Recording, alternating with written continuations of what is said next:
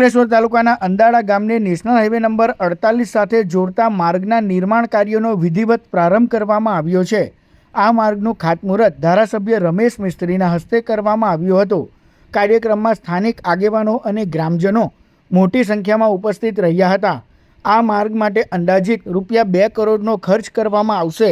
5.5 metre પહોળો RCC road બનાવવામાં આવશે તેમજ માર્ગની બાજુએ વરસાદી પાણીના નિકાલ માટે કાંસ અને પ્રોટેક્શન વોલનું પણ નિર્માણ કરાશે।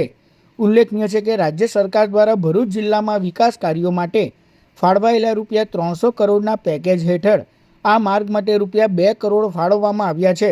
આ માર્ગ બનવાથી અંદાડા ગામના રહેવાસીઓને નેશનલ હાઈવે સાથે સીધી અને સુવિધાજનક કનેક્ટિવિટી મળશે, જેના કારણે પરિવહન તેમજ સ્થાનિક વિકાસને ગતિ મળશે।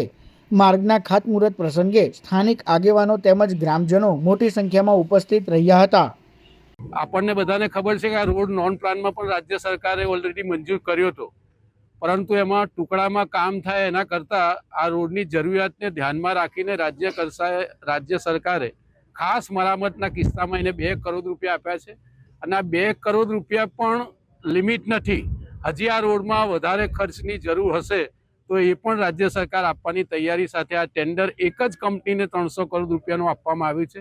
વચ્ચે 2 નાળાનો પણ સમાવેશ થાય છે, એ પણ નવા બનશે। એની સાથે પ્રોટેક્શન વોલ પણ નવી બનશે। આની સાથે સાથે બંને બાજુ જે વરસાદી પાણીના નિકાલ માટેની વ્યવસ્થા વર્ષોથી નેચરલ કાંસ છે એની પણ મરામત કરવામાં આવશે।